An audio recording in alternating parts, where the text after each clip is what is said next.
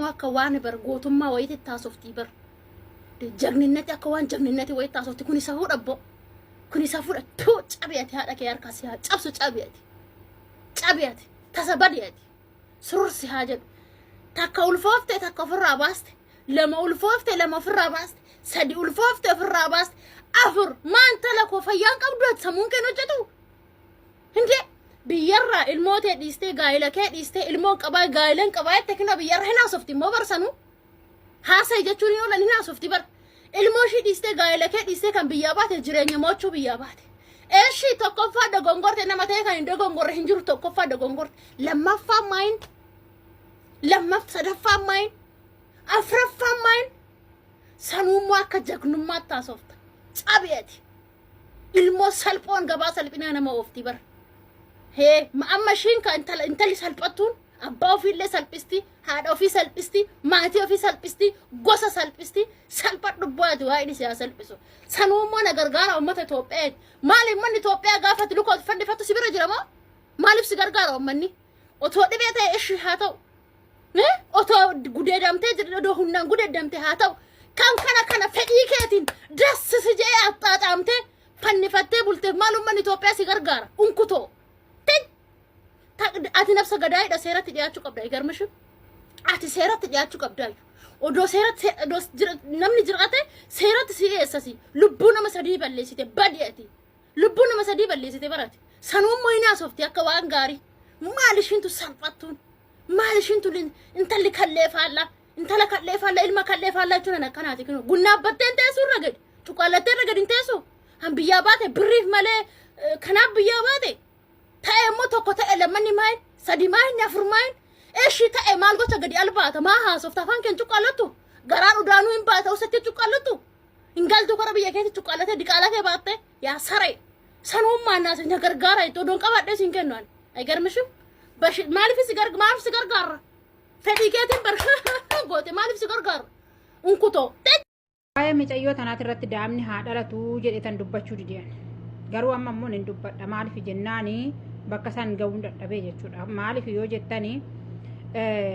dhugaa rabbii dubbachuudhaaf yoo ta'e waaqayyoon hin qallatti malee dhugaan hin cittu jechuudha haa ta'us malee immoo hoo tokko garaatti hafe achumaan deebitee ilmoo kana galaafatte lammaffaas akkasuma ta'e galaafatte sadaffaas akkasuma ta'e galaafatte arfaffaa irratti immoo waaqayyoon rabbiin ishii salphisee jechuudha akkanatti maaliif jennaan dhiigni dhugaan ishiin ittiin taphattuu fi ilmoon ishiin ittiin taphattu suni dhugaan akkanatti ganaa immoo maraattee qullaa deemta jechuudha dhugaa rabbii siin jedhaan akkasuma immoo nama bultii biyya keessatti qabu jireenya fooyyessa jettee biyyaa baatetti akkanatti ulfooftanii iddaa mallee galaafachaa jirtan har'a daa'imni kee suni kan biyyatti gattee dhufte sunii fi yookiin immoo firri gosa qabdaa si argaa jiranii jechuudha ati waa baay'ee salphiste ati garuu wanta daa'ima sana irratti hojjechaa turte sana tuuka akkanatti si salphisee jechuudha har'a immoo kun yoo dayyuusni kasi maddii dhaabbatee si wajji viidiyoo waraabu kun wanta kan hundumaa dogongortee anis ilma dhiiratii inni sun eessa jira jedhee maa isa qabeechas baasuu dide eessa jiraan akkasii godhe sun kan jedhanii kana sirraan keessu eessa jira maaliif gaafattee onaan jettanii immoo na gaafattan namni biraa akka irraa of eegufani kaa sisila maal gootanii dhuguma si kun siniin kuni nama godda'ame san deebistanii gudaatuma isaa wajjin achas fiddan namni nama godda'e suni eessa reqa hindi hin awwaaltanii inni amma ugaa kana nama biraati irratti xinsisa xanasasaa jira xinsisa xanasasee borummoo takkittiin isa achas afuuffamtee achas baatee na gargaara jetti yaa ijoollee Dubaay sirma maa bakka dhugaa dubbachuudhaaf rakkinni keessan cimaa jira bara shamarran keenyas dhaabbadhaa of ilaalaa gaafan kana jedhu immoo ijoollee Dubaay gaafan jedhu hundaa miti jechuun yaani maqaa tokko qabdan qaama maqaanoo tokko ta'e jechuun akkam goonare akkamitti addala yaana si dhobbeetta waan ta'e warri qulqulluu taatan hin aarina kanaaf amma mucaan kun odoo achas ba'ee shamarran irraa of eegde suura mucaa kanaa achas nu maxxansaatoo shamarran keenya irraa of eegdu inni amma ogaa kanaa gara biraatitti jechuun gara biraatitti kufaati jira amma inni kufaati maaliif jennaan tuni baate ol kalas raawwatte tun amma agalgilooti dhala taateedhaan rabbii keessa sodaadhaa namni illee amma sa'aatii ammaa kanatti waaqayyoof rabbii sodaa dhiisetti miidiyaa kana sodaachuudha deema. Achas baatanii immoo gargaarsa jettanii hin gadhaa'inaa hin taa'inaa asirra deemtanii dhugaa rabbi jechuudha. Gargaarsi isinii miti kan unkaan har'a ilmoo meeqa galaafattee salphinaaf dhufte tun gargaarsa fi miti. Sheer koppiliinkii godhi riippoostii godhi nama baay'ee biraan ga'e keessa. Hiriyaan qaba ture. Hiriyaa kana karaa nama beekuun wal barre. Isaa wajjiniin erga wal barree maatii barsiifanne. Maatiinis nuuf xumure. Egan isaa wajjiniin haasa'uu ittiin fuufe. Ega wajjin haasa'uu calqabneetii waggaa 4 guunneerra. Yeroo tokko qarshii erginaan jedhe. Maal ittiin goota jennaaniin lafa binnaan jedheen naan jedhe. Tole jedheen qarshii erge. Qarshii erge sana abbaan koos qarshii itti guutee laficha binne. Erga lafa binnee na dhokatee biyya nani jiru viizaa guuttate. Erga viizaan dhufee natti hime. Anis erga qarshiin bahee maaliin godha jedheen tole jedheen. Erga has dhufee nama ijoollee ergeen fuusise. Bakka inni jirutti waan nyaatu waan dhugu anatu gargaara ture bakka hojii taa'ee. Akkuma dhufeen hojii hin arganne ture. Lafa inni jirutti qarshii anatu ergaafi. Wanta inni nyaatu wanta inni dhugu bakkuma hojii taa'een ergaafi anatu isa danda'a ture. Osuma taa'uu hojii dhabee viizaan isaa irraa dhume. Viizaa isaa irraa hin geeddare. Amma hojii argatee jira. Hojii gaarii hojjechaa jira. Garuu immoo amalli isaa akka durii miti. Amala jijjiirratee jira. Maatii koo nan gargaara yoon jedheen lola guddaa natti kaasa. Anis tole jedheen maatii koo gargaaruu dhiise. Garuu yeroo tokko hiriyaan koo rakkatteetan qarshii xiqqoo riyaatiyyaaf liqeesse. Sababiin ani qarshii riyaatiyyaaf liqeesseef ammuma dhaqxee irraa fuutu malee jedhee jecha ulfaataa natti dubbatee keessa koo madeesse. Yeroo baay'ee jechoota ulfaataa natti dubbata.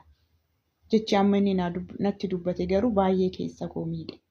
Amma ani garaa koo irraa muradhee isarraan fagaadhe. Mee maal na gorsita? Isa dhiisuu fi wanti hin qabu hundumtuu isa harka jira. Isaa wajjin jiraachuuf immoo deddeebi'ee waan na madeesseef isaa wajjin jiraachuun natti ulfaate. Yaada keessan naaf kennaa na gorsaa jettee obboleettiin kun. Mee maal jettuun? Yaada keessan koomentii jalatti barreessaa.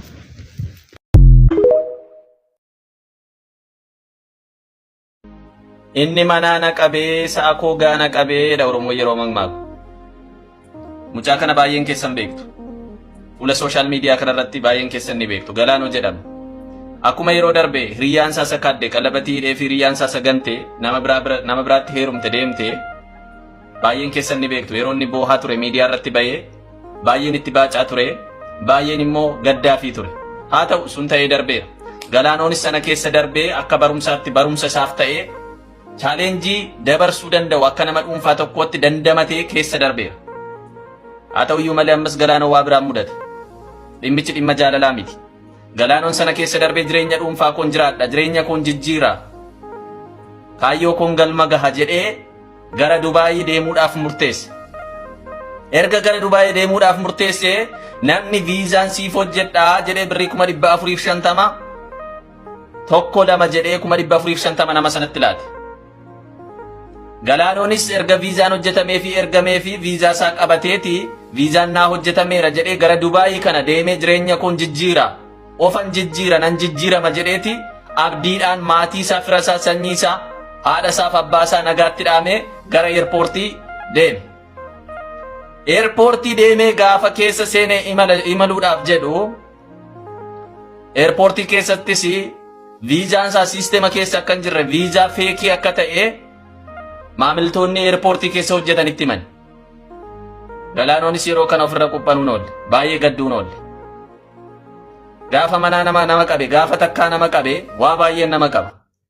Garuu asumaanii dhaamsanii dabarsuu barbaadu ijoolleen gara Dubaayii dhuftanii jireenya keenya jijjiirraa jettanii harmee keessan horii gurgursiistanii abbee keessan sangaa gurgursiistanii kaan immoo wanta harkaa qabdan feetu baajaajii haa ta'u feetu lafa haa ta'u wanta barbaade haa ta'u gurgurtanii gara Dubaayii kana dhufuuf gaafa jettanii eenyutti qarshii keessan laattan?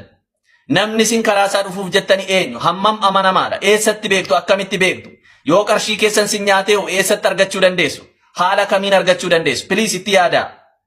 Mee mucaan kun imagine osoo mucaan kun lubbuu isaa of dhabamsiisee amma karaa kamii haa jennu? Challenge meeqa keessa darbe? Wantan cimsee isinitti himuu barbaadu ijoolleen gara Dubaayii dhufuudhaaf yaaddanii namoota ittiin gara Dubaayii dhufuuf jettan yaada. Fayyuma qarshii keessan lakkootanii birrii 450 lakkootanii laatina. Hundaamsa kooti viidiyoo kana repost copy link share gochuudhaan wal qaqqabsiisaa wal baraara. Nagaatti.